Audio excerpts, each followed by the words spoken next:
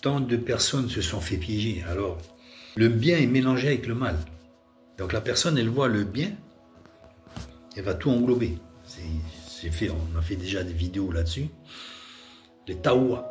Taoua, ce sont les guérisseurs en tahitien. En France, vous avez les rebouteux. C'est pareil. Et là, c'est mélangé aussi, pareil, dans le sens où on donne des médicaments. Scientifiquement, il faut voir s'ils sont bons, mais certainement qu'ils sont bons. Mais le problème, c'est qu'il les mélange avec des prières. Mais prières à qui? Mais pas à Dieu. Pas à Dieu. C'est ça le problème. Donc, la personne, elle se sent bien. Pourquoi? Parce qu'on la masse. Et la masse, quand vous massez quelqu'un sans prière, il va se sentir bien. Mais comme on a mis des prières dessus, aux esprits, ben la personne va toujours se sentir bien. Et elle va attribuer ces choses-là aux esprits. Mais en prime, eh ben, avec certaines acceptations, au niveau du massage, au niveau des esprits, elle va se retrouver possédée, sans le savoir. Alors elle va se sentir mieux dans le corps, mais elle aura aussi en même temps invité un locataire. Et celui-là, il ne va pas vouloir barrer. Il ne va pas vouloir barrer. Donc eux, ils ont encore la méthode, ils ont encore la parade. Ils vont essayer de faire ça, de délivrer la personne avec des moyens traditionnels qui peuvent marcher justement pour faire croire que ces guérisons-là, en dehors du cadre biblique, et d'ailleurs, ils disent que ça vient de Dieu, mais en fait, ils invoquent les esprits. Là encore, solution mélangée, pour embrouiller et continuer à embrouiller les gens. Et donc les personnes, ils vont se sentir guéries, ils vont croire justement que c'est la médecine traditionnelle. Évidemment, en parlant de Dieu aussi en même temps. En faisant croire que ce sont des dons de Dieu, etc., etc. Et les personnes vont être guéries justement pour leur faire croire à ça et leur faire continuer dans ce chemin qui est un chemin sans Dieu. Parce que Dieu ne se mélange pas. Dieu ne se mélange pas. Et c'est ça. C'est ça le piège. Donc beaucoup tombent. Voilà. À partir du moment où vous invoquez les esprits, certains vont être trompés encore parce qu'ils vont dire non, ce n'est pas des démons, ce sont les ancêtres. Donc pour eux, ils plongent dedans. Mais ils plongent des deux mains, des deux pieds, puis ils nagent dedans. Ils se sont fait berner. Ils se sont fait duper, ils se sont fait tromper. Et ils l'ont fait sciemment, volontairement, parce qu'ils cherchent une solution. Parce que les ancêtres, ça leur parle. C'est mes ancêtres. On ne dirait pas que la religion est passée dedans. Et vous savez pourquoi? Parce que c'était souvent la mauvaise religion. J'ai vu un curé là-bas à Tahiti, qui avait des picotements. Pendant 3 ans, il a souffert. Il faisait la messe, mais il a souffert. Et on lui a dit qu'on lui avait jeté un sort. Lui, il a voulu croire, je pense que c'est vrai. Et pourquoi un curé, on a réussi à lui jeter un sort? Mais parce qu'il n'avait pas de protection. Pourquoi? Mais parce que la messe qu'il faisait, il n'y avait pas Dieu. Il parlait de Dieu, mais lui n'était pas protégé. Pourquoi il n'était pas protégé? Parce que le problème chez les catholiques, c'est qu'ils prient les saints. Et là, c'est pareil avec les esprits. C'est-à-dire qu'ils pensent que c'est la religion qui vient de Dieu. Mais à partir du Dieu est un Dieu jaloux. À partir du moment où vous invoquez les saints, les soi-disant saints, que nous, on a fait saints, vous vous écartez de la voie divine. Parce que Dieu est un Dieu jaloux. Et il ne faut que l'on invoque que lui, et lui seul. Dieu et son Fils, Jésus-Christ. Le Saint-Esprit. C'est le seul. 3 personnes en une qu'il faut invoquer. À partir du moment où vous invoquez les saints, où certains disent non, on ne les invoque pas, on leur demande de nous aider dans la prière. C'est pareil. Là encore, c'est une ruse du diable. Nos amis catholiques sont beaucoup tombés là-dedans. On ne prie pas Marie, mais on lui demande de nous aider dans la prière. Mais c'est pareil. Tu ne pries pas Marie, mais tu l'as pris quand même pour lui demander de t'aider dans la prière. Les gens ne veulent pas voir la vérité en face. Ils invoquent Marie. Alors qu'on doit la laisser tranquille, on n'a pas à l'invoquer. Personnellement, je pense que Marie, elle n'entend rien du tout. Elle n'entend rien du tout. Elle n'est pas là. Rendez-vous compte là. Il faudrait qu'elle soit là toutes les secondes, là, avec tous les gens sur la terre qui l'invoquent. Non. Elle n'est pas partie de ce monde pour être vous savez, les personnes là, avec tous les téléphones qui, tout le temps, elles sont là avec à téléphoner à droite à gauche du matin au soir. Non. C'est pas un centre de communication, Marie. Vous voyez? Elle n'est pas partie de la terre pour devenir un centre de réception et de réponse. Non. C'est grotesque. C'est ridicule. C'est ridicule. Non. Il n'y a que Dieu. Dieu qui peut faire ça, qui peut entendre les prières. Et il en entend, je crois, toutes les secondes. Hein. Des dizaines. Il n'y a que lui. Dieu et le Christ, le Saint-Esprit, qui peut nous comprendre. Donc ces personnes se sont fait berner par leurs illusions. On ne veut pas dire des démons, on ne veut pas dire diable, on veut dire les ancêtres. Donc ils ont été séduits et ils se sont fait piéger. Et ce curé, justement, qu'est-ce qui lui est arrivé? Au bout de 3 ans, on lui a dit ceci, cela, donc il a été voir un guérisseur tahitien, qui l'a soulagé, évidemment.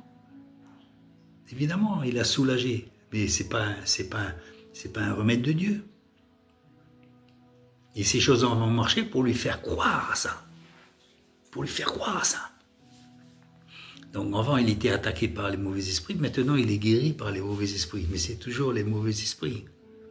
Et c'est ça qu'il n'a pas compris. Lui, étant censé représenter Dieu, il a été se faire guérir par des taouas.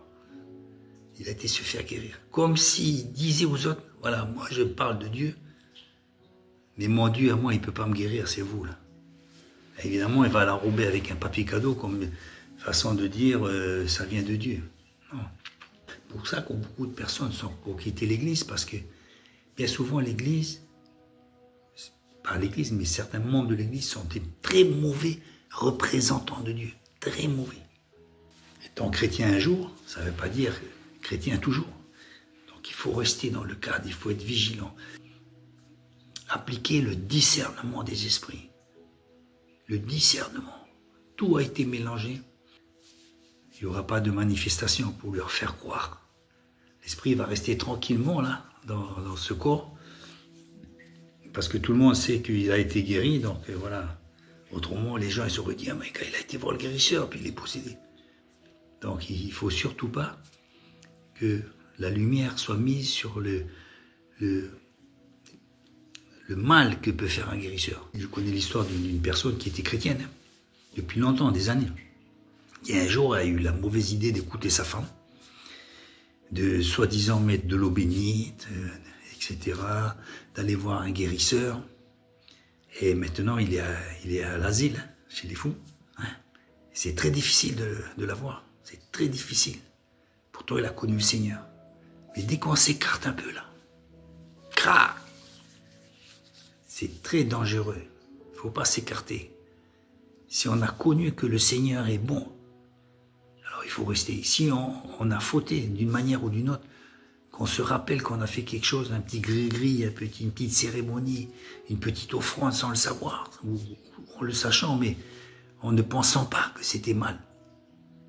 Il faut confesser tout de suite. Tout de suite, il faut confesser à Dieu. Dit, Seigneur, je me souviens. Pardon, j'ai mélangé le bien avec le mal. J'ai pas attendu ta solution, j'ai pas attendu ton secours, parce que tu voulais me laisser dans la souffrance pour me former.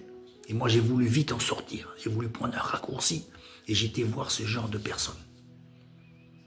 Mais vous savez, ce genre de raccourci, ça va nous rallonger. Ça va nous rallonger les épreuves. On va rajouter de la souffrance parce qu'on s'est écarté de Dieu. Quand on souffre, quand on est malheureux, des fois Dieu permet qu'on soit malade, c'est pour nous former. Regardez l'histoire de Job et bien d'autres. Dieu a permis qu'ils souffrent. Il les a laissés comme ça dans le désert. Il les a laissés à souffrir. Ton heure n'est pas venue. Ne prends pas de raccourcis. Va pas voir tes ancêtres ou je sais pas quoi. Va pas voir ça. Parce que c'est les démons que tu vas aller voir. Les ancêtres ne connaissent rien. Ils sont dans un autre monde. Vous ne pouvez pas les invoquer. Les esprits, oui, ils connaissent prendre leur nom, leur voix et tout ça pour vous faire croire. Et puis vous emberlificoter encore. Et vous, crédules comme vous êtes, vous allez dire, ouais, mon grand-père m'a répondu. Voilà, je vais terminer là la vidéo. Faites attention. Où que vous soyez, dans quelle déviation que vous vous êtes mise, tant que vous êtes encore sur terre, que votre âme et votre esprit est dans votre corps, vous avez la possibilité de dire simplement, pardon Seigneur, je me suis trompé. Et Dieu n'attend que ça pour vous pardonner, pour vous laver par le sang précieux de Jésus-Christ. Il n'attend que ça. Encore, faut-il que vous le vouliez. Même si vous ne sentez pas encore les conséquences, confessez. Confessez. Il faut confesser. Et Dieu pardonne. Si vous ne confessez pas, vous gardez en vous. Vous gardez ces choses-là. Même qu'ils ne se manifestent pas.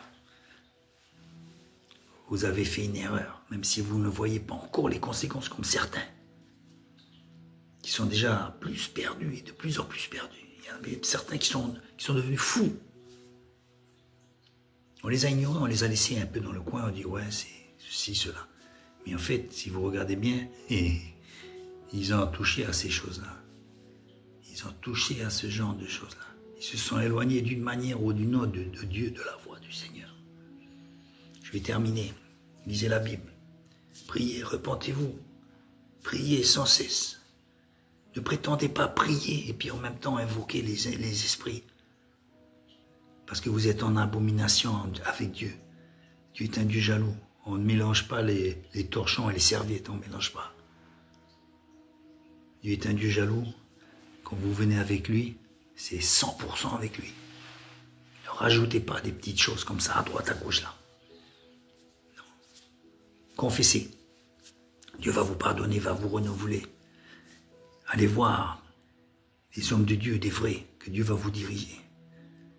Pas des chants d'hommes de Dieu, là, comme je vous ai cités, qui sont bancals. Qui sont bancals. Qui donnent un mauvais témoignage et qui sont pourtant en chair sur le pupitre. Et si vous n'en trouvez pas, allez voir le Maître du ciel et de la terre, le Seigneur Jésus. Allez le voir. Vous allez prendre un nouveau chemin.